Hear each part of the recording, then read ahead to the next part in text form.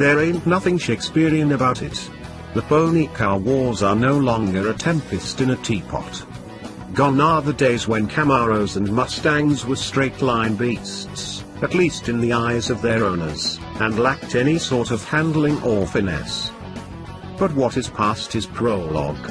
These days, even the entry-level iterations offer up actual sporty good times. And the mid-trade versions, Camaro SS and Mustang GT, can bloody the lip of Europe's finest. Fine, not a ton of coin, either.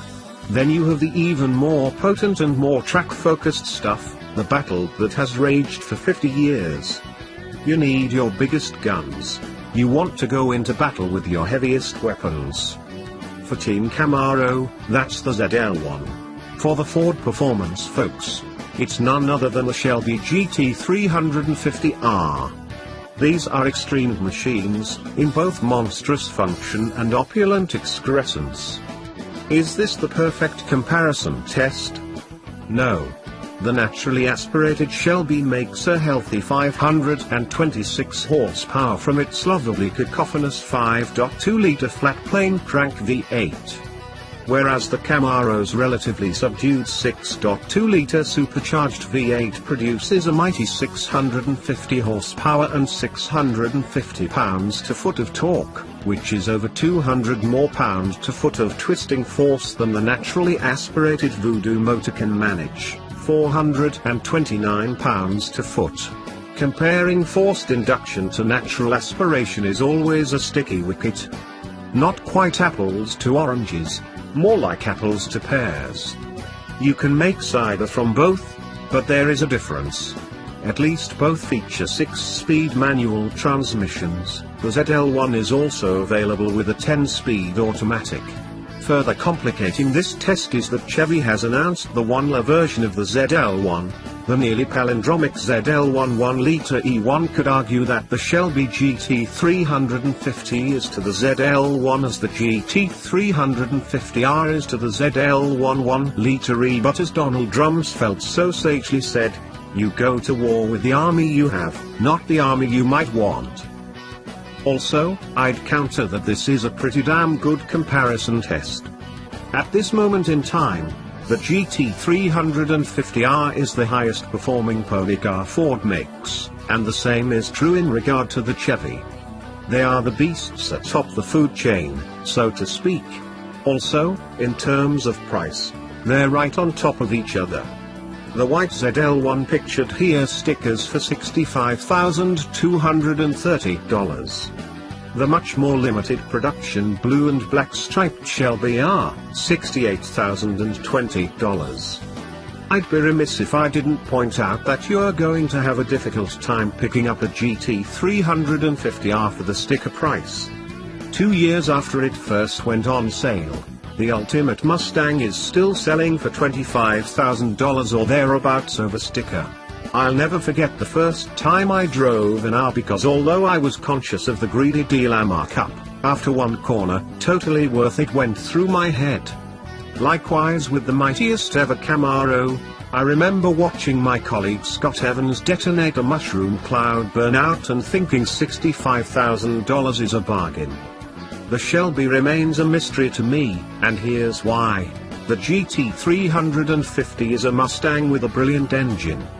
The GT350R, which ostensibly only adds a bit of aero, carbon fiber wheels, and R compound tires, removes the back seat, and slightly reworks the suspension, is as good to drive as a Porsche GT3. It is a pure and totally wonderful driver's car. In fact, last year at our 2016 Best Driver's Car, a Shelby R finished in second place behind the winning McLaren 570S. More impressively, we judged the GT350R better to drive than the Porsche 911 Carrera S, Camaro SS 1-liter, Dodge Viper ACR, AMG GTS, Audi R8 V10 Plus, and Acura NSX, among others. Those are serious cars, some of which are outright supercars, yet our judges determined the bright yellow Mustang with the loud exhaust superior. It's that great. The ZL1 hasn't run the best driver's car gauntlet yet, but it stacks up to other cars that we've lapped on the big track at Willow Springs International Raceway. The supercharged Chevy, with the 6-speed manual, beat the Corvette Grand Sport, AMG GTS, 911 Camaros S, 991.2, 911 Turbo S, 991 GT3, and McLaren 570S. To be fair, the 570S was a prototype. But still, damn. Not bad for a Camaro. In the interest of high-quality reportage, we of course re-lapped the ZL1. As fate would have it, our white car is the same car in which Randy Pobst set the 1:26.12 mark in last January, and the Shelby. The first takeaway is that despite being way down on power and torque, the Shelby was only 0.39 seconds slower around Big Willow than the ZL1. That's impressive but not surprising. Why not? At Mazda Raceway Laguna Seca, the GT350R laid down a quicker lap than cars such as the Ferrari 458 Italia, various Nissan GT-Rs, Acura NSX, and Lexus LFA. I claim magic, though as Randy mentioned this time out, I think that wing is doing something. The second thing you should note is that the Camaro ZL1 was 1.74 seconds slower this time out than it was the last time, 1:27.90 versus 1:26.16, the GT350R and a 1:28.29. Same car, same track, same driver. This bothered us, too. So much so that we had Randy write a sidebar explaining why. Regardless, the point is that the ZL1, at least on paper, should be much quicker than the R, but it wasn't. What about on the test track? In a straight line, the ZL1's power advantage was apparent, though not at first. The Shelby hit 60 miles per hour in 4.0 seconds compared to 3.8 for the ZL1. Now, 0 to 60 times are as much about launch technique as anything else, and road test editor Chris Walton didn't have an easy time with either car. I tried 5 launch control settings, varying the RPM and slip, he noted for the ZL1. In the end, I ended up beating the best of those, surface set to general, launch RPM at 3,800, and a slip target of 12%, though not by much. I had to make several attempts, but it was about a 0.06 second advantage with my organic-based launch control. As for the Shelby, he noted, this car was a whole lot trickier to launch than I remember. Having worn tires didn't help, either.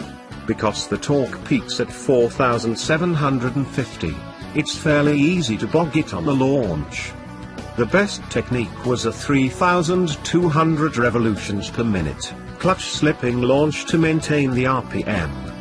Once the tires hook up at about 20 miles per hour, there is an ever so slight dip in acceleration. The quarter mile is where the power of the ZL1 overwhelms the R.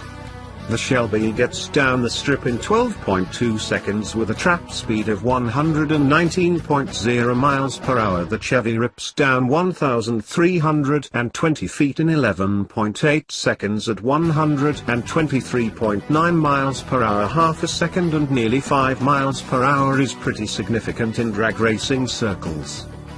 When it comes to stopping, the two cars are much more even. From 60 miles per hour, the Camaro stops in 97 feet to the Shelby's 99. Anything less than 100 feet should be thought of as world-class. However, take a look at Walton's comments. The ZL1's brakes are so much more effective than they feel, he said. I don't like the long travel squishy pedal. I prefer a hard pedal and modulating the brake with pressure rather than the distance the pedal travels, as in the ZL1. This pedal is kind of squishy, but the distances are ridiculously short and consistent. 4 separate stops varied in length by just over a foot. Walton was a much bigger fan of the GT350R's brakes. "These are absolutely stupendous brakes," he said. "Very firm pedal, straight as an arrow, no dive, and the distance kept getting shorter as the brakes and tires grew hotter." There were 8 stops total: 107, 104, 103, 102, 102, 105, 99, 101 feet. That last bit helps explain, in my mind at least, the lap times. The Shelby starts working better the harder you beat on it. Still, the checkered flag goes to the Camaro. The two pony cars are tied in terms of lateral grip. Both show off a peak force of 1.08 grams. Just a few short years ago, grip numbers like those would be headlines. Today, they're merely excellent. In terms of our figure 8 test, you might think that the more powerful car with better braking ability and an equal amount of grip would be the quicker car. You'd be mistaken. The Shelby actually pipped the ZL1, 23.1 versus 23.2. The 10-speed auto version of the ZL1 ran a 23.1 second lap. The one thing we haven't talked about is weight, and the GT350R is nearly 200 pounds lighter than the ZL1, 3,713 pounds versus 3,912. That big lump of a supercharged V8, while potent, puts way too much weight in exactly the wrong spot. For reference, the SS1 weighs in at 3,735 pounds. I will also go on record stating that I preferred the way the SS1 handled compared to the ZL1, and also to the GT350R. But head-to-head is more than bench racing the numbers. Surely the owner of either machine isn't going to hire a professional race car driver to pop off laps or spend time in a vast parking lot with a GPS-enabled data logger to see if they can shave hundredths off a launch. No. What actually matters is how the two cars feel. And although I am not prone to embellishment, I am tempted to evaluate in terms of both sound and feel because the Shelby sounds 5 quintillion times better. It's that palpable a difference in its sonorous quality. Give credit to the world's biggest lunged flat plane crank and the bypass valves on the exhaust. Conversely, the normally righteous sounding LT4, in Corvette Z06 duty at any rate, is muffled here in the ZL1. If you're standing behind the Camaro, the exhaust sounds fairly angry, but inside, compared to the Shelby, the Camaro's on mute. From the driver's seat, their ZL1 is almost a luxury car. The ride is excellent, and the experience is fairly subdued. The ZL1 suffers from the same affliction that strikes the Porsche 911 Turbo. When you're not pounding the bloody edge of the envelope, the car is too docile. There's not much to remind you that you are driving one hell of a world-class sports car. The Shelby GT350R is the opposite. It's almost too much. Due to the superlative steering and sticky tires, the front-end tramlines mercilessly. The seats are form-fitting, as opposed to relaxed fit, and if you have the bypass valve open, the exhaust note is deafening. You might be blissed out mashing the Shelby's throttle as you wail past the rock store, but you'll be miserable on the ride back on the clocked 405. The thing is, when you get these two studs on a winding canyon road, the Shelby is the car you want to be driving. That steering simply comes alive. The GT350R sports one of the best feeling front ends I've had the privilege of experiencing. It's simply excellent. This Shelby's shifter shifts better, the engine feels better. Who wouldn't take an 8,250 revolutions per minute redline over a 6,500 revolutions per minute limit? The brake pedal feels better, and the car is simply sportier in every way. The R's just more fun to drive. Again, I'm not sure how Ford Performance did it, but I think there's a layer of pixie dust baked into the GT350R. I might call it a thing divine. As for the ZL1, save your tears and angry subscription cancelling letters. Look, Chevy knows they left something out on the playing field. That's why the Camaro team is building the ZL1 1-liter E.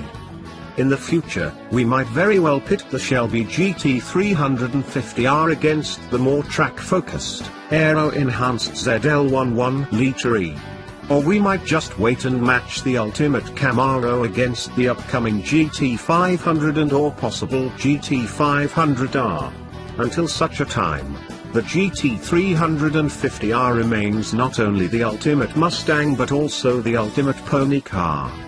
Ford has won this battle, though the war has no end in sight. Even a cursory glance at the speed traits above should leave you wondering, how the heck does the GT350R wind up only 70 feet behind the ZL1 at the checkered flag?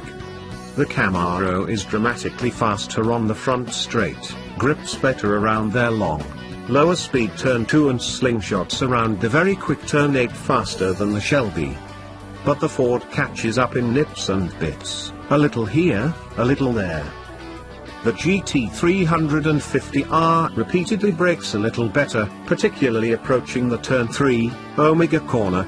It momentarily notches a peak speed win between turns 6 and 7.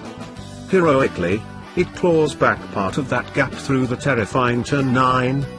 True, we've lapped this very ZL1 here before when it posted an even quicker 1:26.12 seconds lap, largely owed to weather and track conditions, to hear it from Randy. But of course this Mustang was faced the same temperature, barometric pressure, and humidity.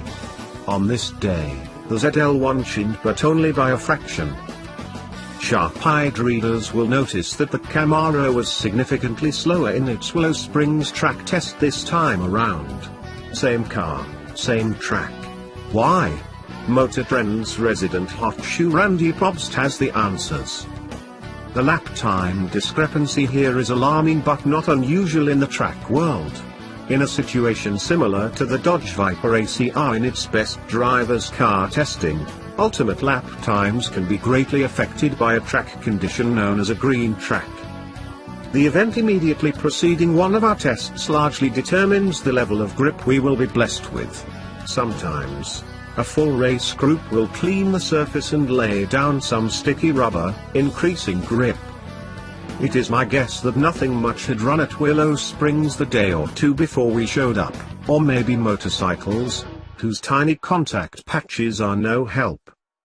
Another clue is that the fantastic Shelby Special Michelin Sport Cup 2s on the GT350R felt merely adequate, prompting us to verify that they really were the Ford spec. They were.